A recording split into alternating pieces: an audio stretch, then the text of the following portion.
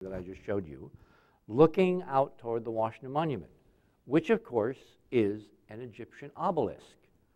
We were told that for Barack Obama's first state dinner, which he held with the President and Prime Minister of India when he returned from meeting with the top leadership in China, that his first state dinner had so many requests for attendees that simply had to be there, including, of course, the party crashers, that they could not hold it in the state dining room, that they had to build a special pavilion outside connected to the White House by this long linear hallway, tunnel, whatever you want to call it.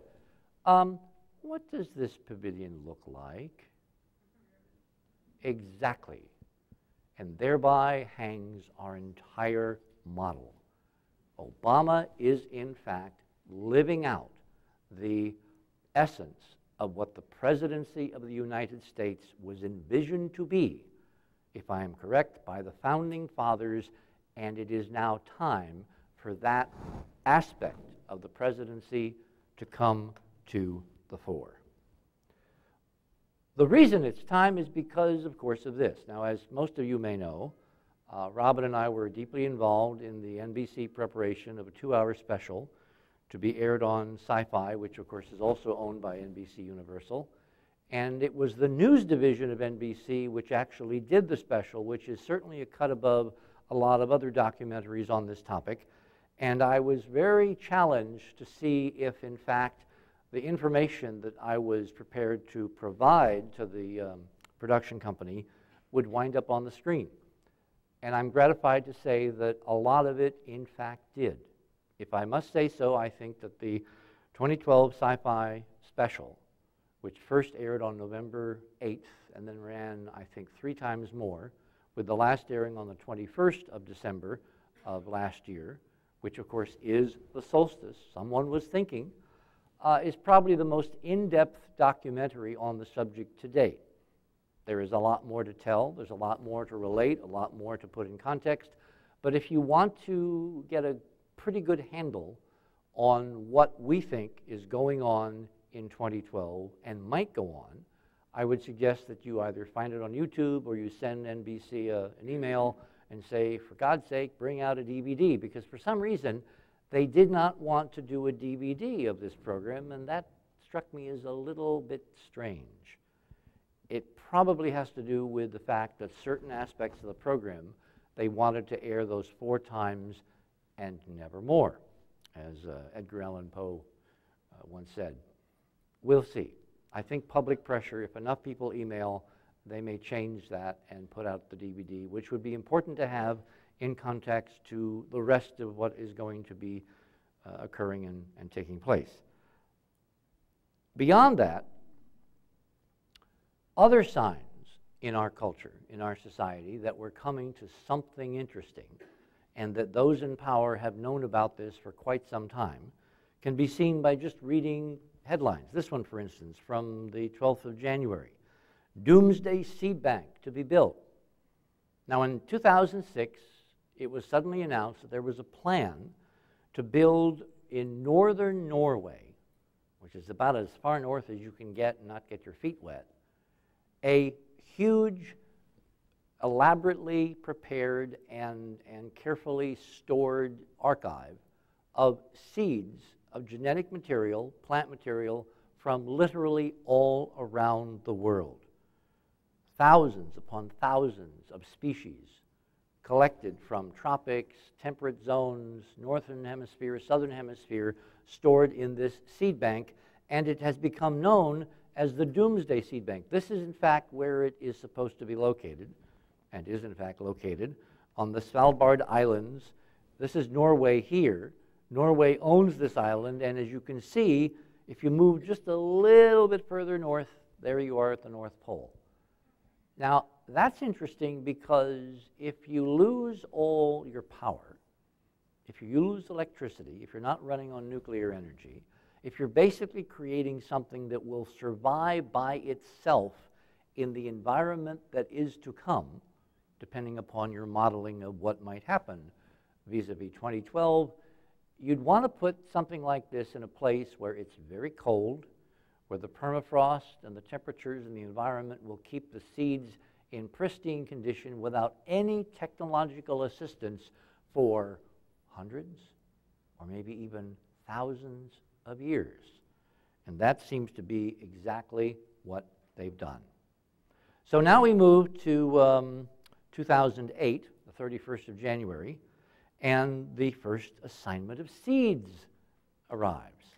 Something like 7,000 seed samples from 36 African countries sent through the Nigerian-based International Institute of Tropical Agriculture arrived at the end of their journey to take up residence in this archive to be used in the case of something happening.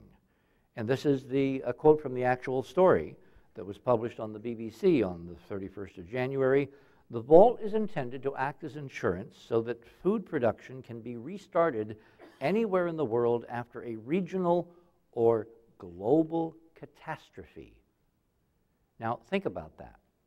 If there really was a global catastrophe of the magnitude that we have been discussing in serious terms, in terms of climate change, earth changes, polar axis inclination changes, et cetera, and civilization is wiped out, where would the records be that one could find without technology as to the location of this archive?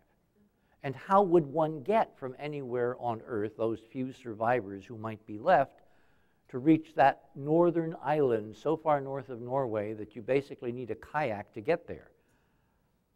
I don't think people have thought this through very carefully in the sense of how big a catastrophe are we talking about. But as you can see, the plans are extraordinary. This is the business end. This is the open end where you enter deep into this mountain.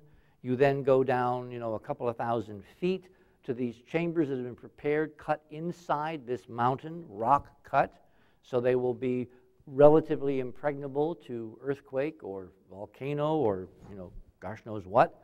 This is the actual schematic of how it works. There are airlocks. There are various mechanisms to protect the environment inside from the environment outside. I mean, the guys who are doing this appear to be very, very serious. Now, another clue, which I'm sure almost no one recognized, that someone is taking the Doomsday 2012 phenomenon seriously, occurred in the January excitement around New Year's of 2000. In the midnight transition between December 31, 1999 and 2000, for all the revelers in Times Square, this, of course, was the scene that they were able to see. On the ABC sign over on the right-hand side of Times Square, on the western side as you're looking south, this marquee kept running over and over and over. Can you interpret what it says? The end is near. Now, the reason that 2012 and 2000 are connected, as you're going to see later in this evening, is that there were precisely 12 years between 2000 and 2012. And the whole idea of this was the initiation of a countdown clock to 2012. A lot of things happened in 2000 that did not make the headlines. One thing that did was, of course, the remarkable election, if I can call it that, of George W. Bush, who basically set in place a cultural and political phenomenology which, in the worst case scenario, I'm thinking specifically now of the Patriot Act and all its permutations, will allow the government to basically take total military control of every facet of our society at the whisk of a pen of the President of the United States. George W. Bush was the fall guy, the bad guy in this model for the run-up to the worst case scenario for 2012. But what about this guy? What is his role? How much does he know? Who is behind him? Who put him forward? How did this dark horse, to belabor this stupid pun, manage to become president of the most powerful nation on this planet and will be in that office when that date of 2012 arrives. That is what I'm going to try to reveal as best as we can put these dots together this evening. It, of course, begins with this. This is the Mayan calendar. Well, technically, it's not the Mayan calendar. It's actually the Aztec calendar, the Aztec calendar stone, and I'll, in a few minutes, show you how it was derived. And you will have noticed, if you are an occupant of the National Observatory, the U.S. Naval Observatory website, that for a very long time, the website has listed the solstice, the winter solstice, which is the precise end of the Baktun cycle of the Mayan long count, which is technically the end of that calendar and that date of the ushering in of some kind of new era, the closing of one and the opening of another. It is synchronized literally in the Gregorian calendar down to 11:11